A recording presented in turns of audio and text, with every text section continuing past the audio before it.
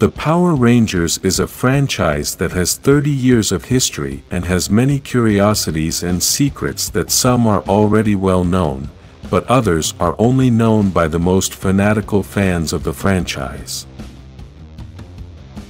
Write in the comments how many of these curiosities you already knew. Let's start with the most famous of all, the origin of the Power Rangers.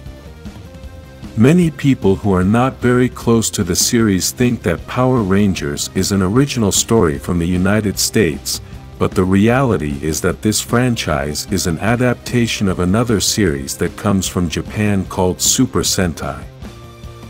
Another thing is that the series was not adapted from the beginning of Super Sentai, but in the season number 16 was when they began the adaptation for the United States. Despite being an adaptation, it really has many changes since in America only the action scenes are used when the Rangers have their suits on, but the whole story has to change in order to create a story that is more adequate for the American culture. One of the interiorities that is only talked about among fans is about the actors and what one of them suffered inside the film set. The actor David Yost, who played the Blue Ranger Billy, suffered harassment because he is gay. This series began in 1993, and in those years the harassment towards homosexual people was big since there was a lot of ignorance about the subject. Because of this actor was out of the franchise for many years, but now he is back for the 30th anniversary. Due to the budget and the problems of having to adapt a Japanese series, many of the scenes we see in the Mighty Morphin series are constantly repeated. The best-known example is the Zordon scenes, since the actor only recorded several takes and these were the only ones he had to do since the production team only repeated the take when they needed it. Another example of this are some scenes of Alpha 5 where we can see that in the first episode, he had different shoulders than those that would later become the official shoulders of the suit. In some shots you can see him with the old shoulders because they are scenes that they could continue to reuse. Today, it is normal to see characters that cross over to other series or movies, but in 1998 in Power Rangers in Space, the Rangers teamed up with the Ninja Turtles. This is something that was so well liked that there are even several comics with these crossovers, as well as a line of Ranger Turtles toys. The original Mighty Morphin Power Rangers theme song called Go Go Power Rangers is the most famous theme song of the franchise and has become an iconic song in popular culture. This song was used for the first seasons and was also used in the Alien Rangers season with some slight changes. The curiosity I bring you today is that your phone keypad can produce the tunes of this song when you press 332,393 to the beat of the song. Much of the first seasons were filmed in New Zealand, and the curious thing about this is that the series was banned in this country.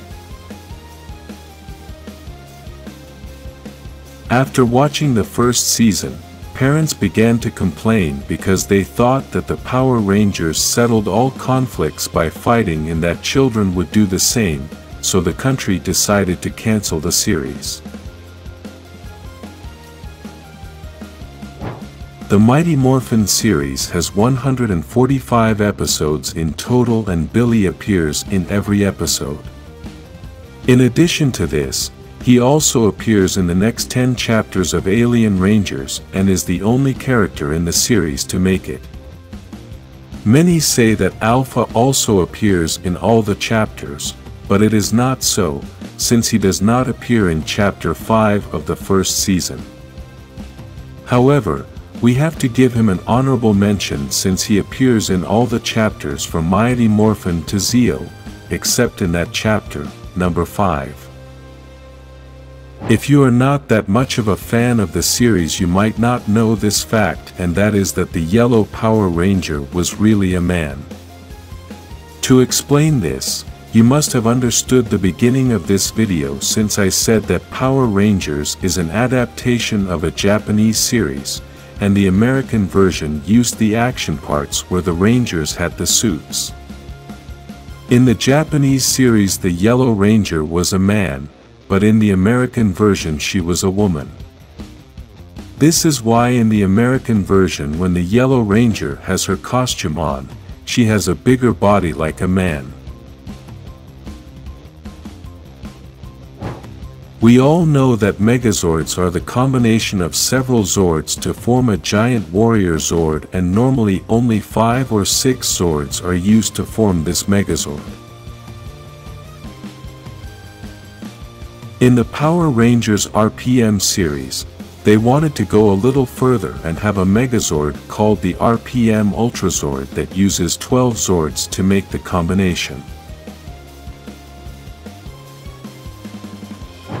After 30 years of history, Tommy Oliver still holds several records that no one has been able to beat. He has been the Ranger with the most appearances, with a total of 200 episodes, besides appearing in 8 different series. He is also the Ranger who has made more color changes, since he has been the green, white, red and black Ranger. Another record is that he has been the only Red Ranger in 2 different teams. The budget in Power Rangers sometimes caused problems and curiosities. One of these cases are the costumes of Power Rangers SPDA Squad. If we look at the helmets of this team of evil Rangers, we will be able to see that it is the same as the Power Rangers in Space Team. They just put the SPD logo on the helmet. The Power Rangers series was adapted from Super Sentai, but what inspired Super Sentai? Before the Japanese series, there was a Spider-Man series in Japan, as Marvel had made an alliance with Toei, and this allowed them to use the Spider-Man character and make any changes they wanted. In this series, Spider-Man had a flying car that was attached to a giant robot with which he could fight giant monsters. If you like Power Rangers, like this video and subscribe to this channel for more Power Rangers curiosities.